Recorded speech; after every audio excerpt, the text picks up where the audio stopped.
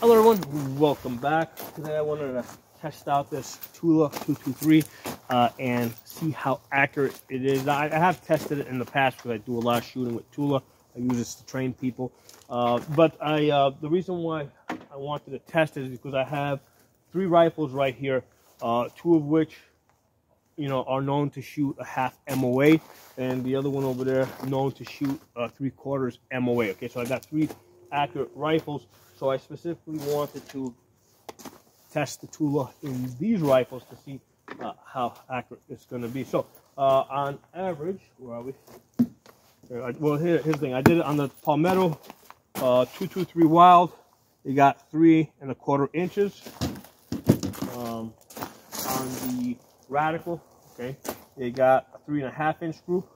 Okay, and on the Ruger MPR, it also got a 3½ inch screw. Okay, so it's fair to say that the Tula is going to get about 3½ inch scoops at 100 yards.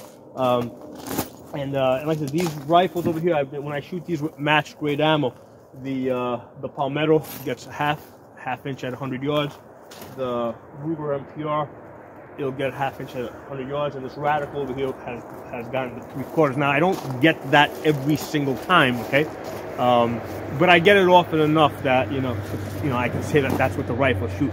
I mean, obviously, I'm not going to shoot my best every time I shoot, okay? So just to compare, I have tested different types of ammunition in these guns over the last couple of days. When I shot the XM 193, that was averaging about 2 3/4 inches, okay, which is surprisingly kind of very close to what this Tula is doing, okay. So that was averaging about 2 3/4 inches. When I shot the green tips, okay, that did better, okay. That was averaging closer to about 2 1/4 inches. Now, when I did those videos, I kind of said that the way I described it, because I shot a lot of, I did a lot of different groups, so I think I said that the XM 193 was on the high end. The shots were coming in at 3 inches, and then they were trending towards 2 inches. Okay, I think maybe I got one group at 2 inches, but if I had to, to pick an average with the XM 193, I would say maybe 2 3/4 inches. That's where most of the shots came in with the XM 193. Now with the green tips, right, with the M855s, that did do better in these rifles. The green tips, they were basically, I think most of the shots were coming in at about 2 inches. Okay, so if there were some that were like 2½. If anything, I would say that the average on that was maybe 2 1/4 inches, right? Having done a lot, having done quite a bit of shooting that day and having tested lots of groups. Okay, so the green tips did slightly better on these rifles, and now with the Tula that I have tested it today, we're gonna say it's fair to say that you're gonna get about 3½ inches at 100 yards, which is important to know because this is very popular because it's cheap. People have stockpiled lots of this stuff, so you want to know how accurate this is. You also want to know that it will run in your rifles. These 2 rifles over here, both the Palmetto 223 Wild and the Ruger MPR, these are mid-length gas systems, and they are tuned so that they are pretty light recoiling. What I found is with this Ruger MPR, I did have some cycling issues, specifically today because the temperature is about 30 degrees. When I was shooting it last week, when it was warmer, I didn't have cycling issues, okay? But just because the temperature has dropped and my ammunition is cold stored, so that means whatever the temperature outside is what the temperature of the ammunition is going to be. And this being colder means that the ignition process and the combustion is going to be a little bit slower. Basically it's going to be a little bit less powerful. Okay, so as a result of the temperature dropping, I did see some cycling issues in this Ruger MPR, which is a very light recoiling rifle. With the Palmetto 223 Wild, I mean, I know I specifically put an H1 buffer in there.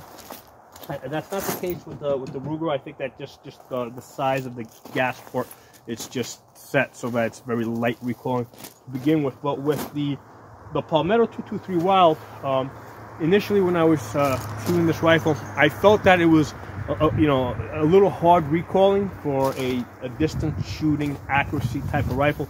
So I put in an H1 buffer in that. And that naturally brought the recoil down a little bit, right? I don't like using muzzle brakes because it's just annoying. It's just annoyingly loud. So by putting the H1 buffer in there, it softened up the recoil a little bit.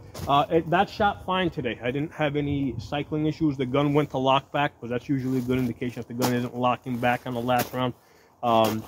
That's an indication that the system may not be gassed enough. However, I have noticed that when newbies shoot that rifle, sometimes they will have lockback issues, okay, or the occasional jam. So a newbie that maybe isn't holding it as firmly as I'm holding is going to have some cycling issues. Oh, the other thing is, like right now it's 30 degrees.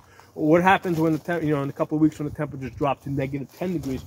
I suspect that as the temperatures drop, and like I said, this ammunition is cold stored, I suspect that maybe I will also start having some cycling issues with that rifle, right? In which case, I may decide to put in a lighter buffer weight, okay? Now, with this Radical over here, okay, now this is a budget beater, even though it shoots a .75 MOA. I use this primarily to train people year-round. And basically I have it, when I shoot this rifle, I normally see that the cases are ejecting basically at like the 1 o'clock position. Okay, so it's basically almost an overgassed system that will work when the gun is dirty, when it's like freezing outside. And for that reason, I know that this gun is going to work when the temperatures are like -10 degrees, and I know because I've had this rifle now for a couple of years, and I train people all through the wintertime. So that's one of the things just to be aware of, that as the temperature drops, if you've got, especially with the Tula, right, which is a little, a little softer, right? The velocity on this for a 55 grain bullet is about 100 feet per second. Compared to other target, 100 feet per second slower compared to other target ammunition. Okay, so the Tula 223 is a little bit slower. Okay, even in the summertime, right? So especially as it starts getting colder, you might start getting cycling issues. And people over the years have reported issues with their rifle not cycling with Tula and stuff like that. And it's for that reason that this does run a little bit slower, right? Just 100 feet per second slower. Out of a 16-inch barrel compared to other 55 grain bullets. And in most cases, that's just an issue of putting in if you need to get that rifle to work with Tula, it's just an issue of putting in a lighter buffer weight. Okay, like I said, in that rifle over there, I specifically, I went up to an H1 buffer so that when in the summertime when I was shooting this, I wanted to be able to follow through on my shots a little bit more easy. Okay, so some interesting information for you guys to think about. Like I said, Tula accuracy about 3.5 inches. I kind of knew that because that's what I had shot in the past. What I really didn't know, I have been shooting it in this rifle now for a couple of years. What I did not know is that this rifle here was capable of a .75 MOA, and that's because I had never shot this. I had never shot match grade 77 grain ammunition through this rifle until recently, and that's how I know that, hey, got a pretty damn good rifle there. Okay, so let me know if you guys enjoyed the video. Got any comments of your own and experiences that you want to share? Drop in the comments below. Make sure you guys subscribe to all my channels. Right now, you're gonna see this video on the Safa channel. You'll see it on Absolute Gun Rights. You're not gonna see it on the Pocono Shooting channel probably for at least another week, because that channel got a strike. Okay, so I can't upload anything to the Pocono Shooting channel, and I'll try to hold on to this video and try to upload it next week when I'm you know, when they allow me to upload. So that's why you got, you know, you gotta be subscribed to all my channels. So because they kind of back each other up. So I'll talk to you all soon.